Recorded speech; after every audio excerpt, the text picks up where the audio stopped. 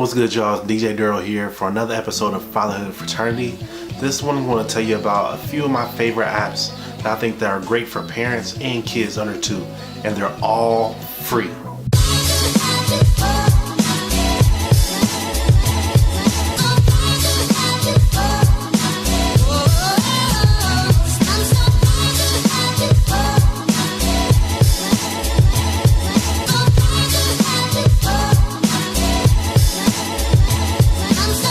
So it's about to be traveling season for a lot of us, and we're actually about to go on our yearly trip to Houston.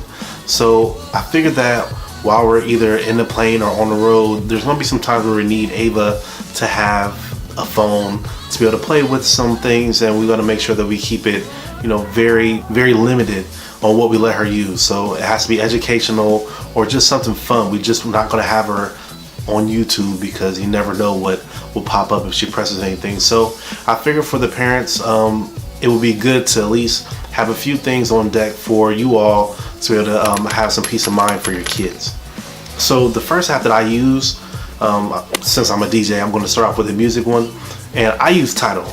Tidal is a streaming service where they have great playlists. It's always better for me, in my opinion, to get one that you can just pay for, so you have no commercials, that you have the availability to pick what songs that you're hearing in full, and it won't be so random. A playlist that we use with Ava the most is called Reggae for Kids. She loves it. I play it when I'm cooking or when we're riding to drop her off from the babysitter. And within the first, I would say 6 songs, she recognizes them and she knows them, where she'll be dancing, or if there's certain parts of the song, she'll hum along. And it's really cute to see that stuff. So I definitely want to get her exposed to a lot of different music. So I think Tidal will be really good for that. The one that we use a lot for her, or that we let her use when she's using one of our phones, is PBS Kids. PBS Kids has a lot of their program listed right on the app. And the one thing about PBS is they're not going to have any trash on there. So they have a lot of good different shows on there where you can scroll through. You can see what you want them to watch or what they choose to watch. So the next one is called the Wonder Weeks. I would suggest this for any new parent.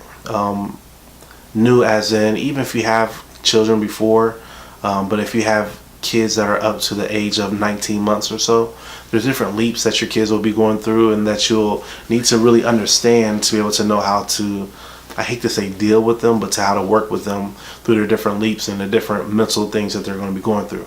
And the Wonder Weeks has been very helpful. We knew exactly when Ava was going to be a little bit more on the crying side, or when she'll be in a little bit of a better attitude because of the different things that she'll be experiencing. And it was very helpful. I think it was very legit. Every time that we saw that, there's on the legend where it says, this week will be kind of stormy, so she might be crying a little bit, she may be a little bit more fussy, and it really was around those times, and allow us to be a little bit more patient, allow us to also know what we need to do more of, or if she's going to be a little bit more clingy. It really helped a lot. Of course, every child is different, but I would definitely use that as a resource to know when to expect a few different things.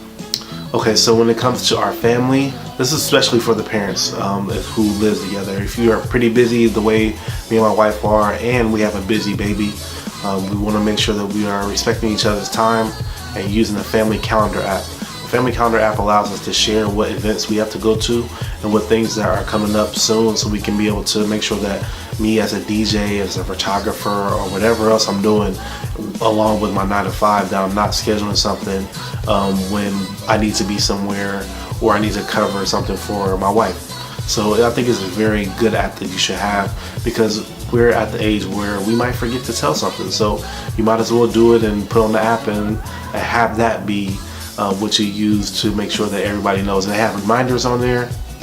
This is one of those things. My wife found this, and it's very user friendly for us. There's a couple other apps on there, and sometimes you can use the Google Calendar sometimes too. So the next one was a suggestion from a friend of mine named Sierra. She is about to be in labor. I think by the time you see this, she's probably already had her second child, but while she was on maternity leave, her son needed to go to the doctor. Without her having to get up and leave, she used this app called Doctor on Demand, and she put in the symptoms that her son was having, and a doctor, physician, whatever, FaceTimed her, spoke to her about what was going on, and prescribed her some medication or whatever was needed at the local pharmacy. and that was that. I think it was like $4 or $5 that she had to pay without having to get up and leave, or having to pay for one of a doctor's visit that may be an emergency, or even waiting another 12 hours in an emergency room. I wouldn't say to use it for emergency purposes. I haven't used it myself, but if there's something that you feel like your kid has, something that may be able to be easily diagnosed, I would definitely at least try it. Another one that she suggested was called Vaccines on the Go. So a lot of people want to make sure that they are keeping track of vaccines, figuring out why the vaccines are necessary for some kids, or even just having more education.